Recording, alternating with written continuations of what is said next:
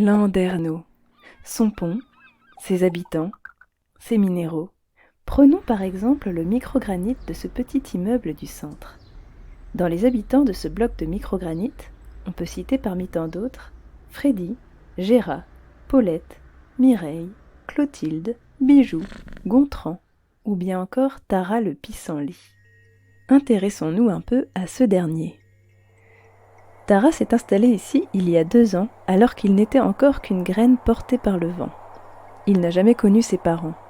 D'ailleurs, le père de Tara n'a jamais non plus rencontré la mère de Tara, car c'est Luc le Bourdon qui, en échange d'une lampée de nectar, a servi d'entremetteur en transportant le pollen de l'un à l'autre. Pourtant, ils n'habitaient pas loin l'un de l'autre, car ils étaient sur la même tige. Et oui, un pissenlit n'est ni mâle ni femelle, mais les deux à la fois. Pour vivre et grandir, Tara a besoin de 4 choses. De l'eau, des nutriments qu'il trouve dans la terre, du gaz carbonique qu'il trouve dans l'air et l'énergie du soleil. Avec tout ça, il fabrique de la matière organique et rejette de l'oxygène qui nous sert à respirer. C'est ce qu'on appelle la photosynthèse. Et sans photosynthèse, pas de vie, ni à Landerneau, ni ailleurs sur Terre. Contrairement au pélargonium du premier, Tara n'a eu aucune autorisation officielle d'un Homo sapiens pour s'installer ici. Le voilà donc catégorisé d'adventice par les plus polis et par les moins polis. Et être une adventice en ville, c'est un peu la galère. Pas de place pour les racines, se faire piétiner à longueur de journée, et comme si ce n'était pas assez, il faut en plus subir la colère de certains Homo sapiens qui trouvent que Tara et les espèces dans son genre n'ont vraiment rien à faire ici. C'est le cas de Paulette, qui s'évertue à faire la guerre à ses plantes sauvageonnes. Avant, elle avait la solution radicale. Mais depuis que sa voisine lui a expliqué que les désherbants chimiques s'infiltraient partout, se retrouvaient dans les rivières, empoisonnaient tout sur leur passage et se retrouvaient même dans l'eau de nos robinets, plus question d'en utiliser. C'est pour ça que la ville n'en utilise plus depuis quelques années. Alors, elle s'acharne à les enlever manuellement, mais les adventices reviennent encore et encore et encore.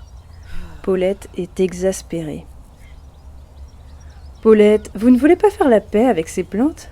Il vous a fait quoi au juste, ce pissenlit ? » ?»« Bah, c'est des mauvaises herbes, ça fait vraiment négliger. » »« Ça, c'est une question de point de vue. Regardez la cymbalaire, la sagine, la pariétaire, l'érigéron. Vous savez qu'il y a plus de 500 espèces différentes de plantes sauvages dans cette ville ? Moi, je trouve ça beau, ça amène un peu de vie. Tu parles des insectes et ça abîme nos trottoirs. Vous ne croyez pas que c'est plutôt vos coups de binette qui abîment les trottoirs ? Et puis, tant qu'elles sont là, elles empêchent d'autres plantes de s'installer. Vous vous fatiguez pour rien. Si encore elles étaient utiles. Mais elles le sont pour plein de raisons. Mon père adore les salades de pissenlit. Moi, j'en fais de la gelée. Triblédier. Paulette, qui pensait avoir testé toutes les recettes de confiture, se retrouve bouche bée. Il faut absolument qu'elle essaie ça. Ce printemps-là, Paulette était bien trop occupée à élaborer de nouvelles recettes de confiture avec Clotilde pour faire la guerre aux mauvaises herbes. À vrai dire, elle ne les remarquait même plus. Et dans son coin de caniveau, sans faire de bruit dans Landerneau, Tara eut le grand bonheur de pouvoir faire sa première fleur.